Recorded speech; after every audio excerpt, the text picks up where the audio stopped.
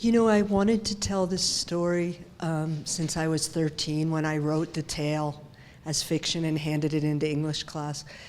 And it was always in the back of my mind as I was making films, but it wasn't until my 40s that I sort of thought, okay, now I'm ready. I have the maturity to do it.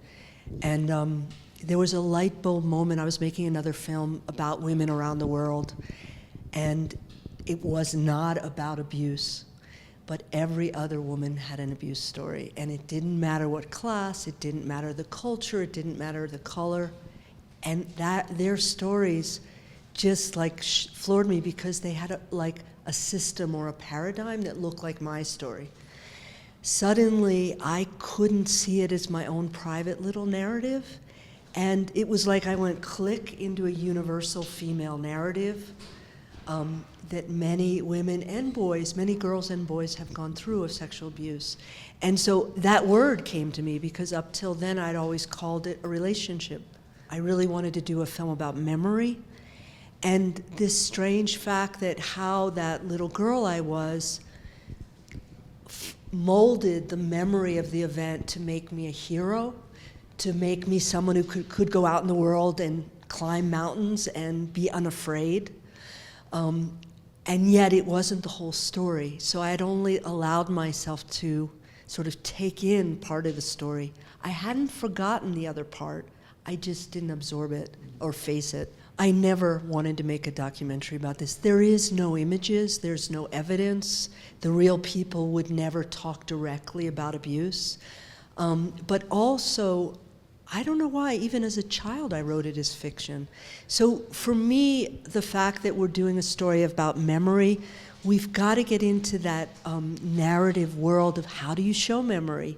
How do you show what a person feels? How do I talk to myself? I'm looking at Isabel, who plays Jenny. How do we dialogue? This is all the incredible, realm of fiction. In the scene where on the phone where you don't go for him and you break up with him and you say you never wanted to see him again, did you really do that? Yes. Well, they propose a foursome that they go away on a weekend, and she throws up and gets sick and decides not to go. She can't go because she's sick, but in fact, as soon as she decides not to go, she's not sick anymore. So she then calls him and tells him she doesn't want to see him anymore, and she ends the relationship. So is that the way it happened? Is that the way it ended? That's actually exactly the way it happened. So do you think the fact that you broke it up like that is what made you be a survivor and not a victim? I think all of us are survivors, frankly, because we survive. And we victimize people by calling them victims and by allowing them to internalize that. People go on and live with sexual abuse. They are survivors. However, the fact that nobody saved me and that I saved myself is psychically a good thing. I don't think everybody should have to save themselves.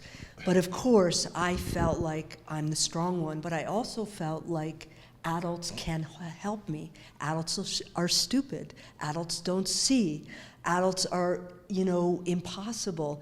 Because I thought if I told my parents, it would make a mess, that it wouldn't save me. And so it wasn't only a good takeaway. I thought I'm the only one who can take care of myself, so that's not 100% a good message. Is that clear? Yeah, but I think it speaks of why your character is the way it is. Thank you for the question. You have such a combination of sensitivity and strength that's very apparent in the story, in the film.